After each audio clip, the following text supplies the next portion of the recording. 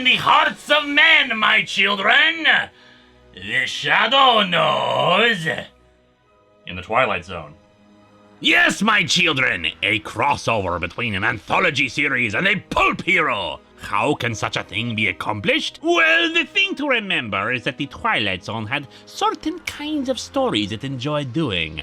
Except in this case, it's putting the Shadow right into the middle of those types of stories. We begin with the Shadow and his compatriots, Margot Lane and Shrevey, attacking and disrupting an American Nazi gathering in New York. Margot is less than happy about the attack, though, because of the women and children in the crowds that the Shadow was happily firing bullets into. The Shadow believes that mercy and compassion are a weakness, something to be exploited by evil.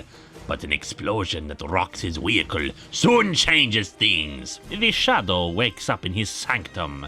Or rather, the Shadow's original identity before he was reborn, Count Allard, awakens there. Indeed, he is confronted by himself, the Shadow, and neither knows what to make of the situation. Ghost, mask, or mirror, what are they to each other?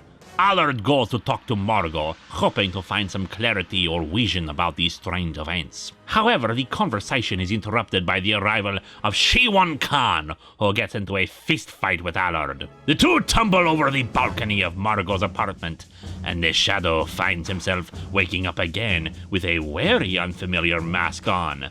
That of Preston Springs, aka Orson Welles. The Shadow is no fool, however, and while he admits the strange things happening to his co-star, he does so calmly and plays the part he is meant to play to others. Kent Allard tells her his story as the Shadow, how Kent Allard discovered what lurked in his own heart during World War I, and thought he could use his talents to benefit mankind instead of erode the empires of Europe. Later, after Kent stops the thief and hands him over to the police, a young child recognizes him as the voice of the Shadow and is curious why he didn't kill the thief like the Shadow would. But the Shadow explains. The thief was not a killer, not evil, just someone who should be punished in a court of law. And that gets Kent Allard wondering about his own fairness in dispensing justice, and he is thrown into his next stop in the Twilight Zone. Now he is in the body of Maxwell Grant, aka Walter B. Gibson,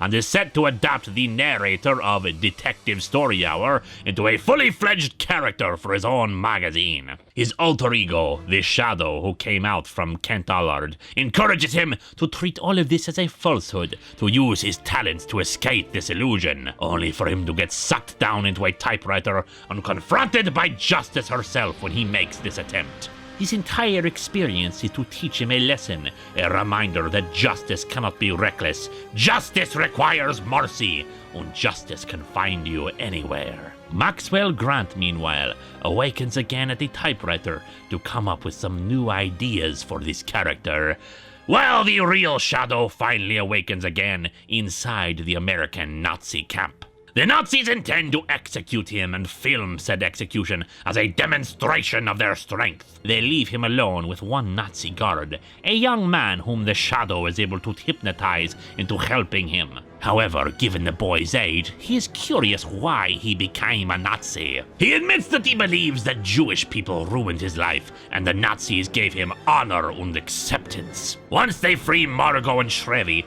the Shadow frees the boy from hypnosis and helps him see the light and the evils of the Nazis. And why did he do so?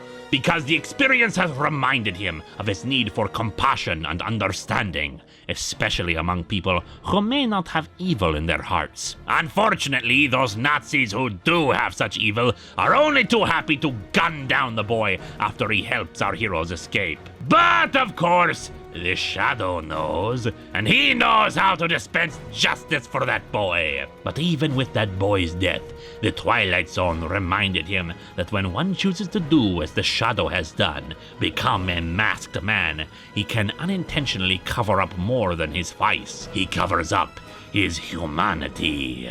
Not horror, perhaps, but a reminder of the essential point about those who fight such horrors. To never let yourself become lost in it. To become a shadow of your former self. File under C for compassion in the Twilight Zone.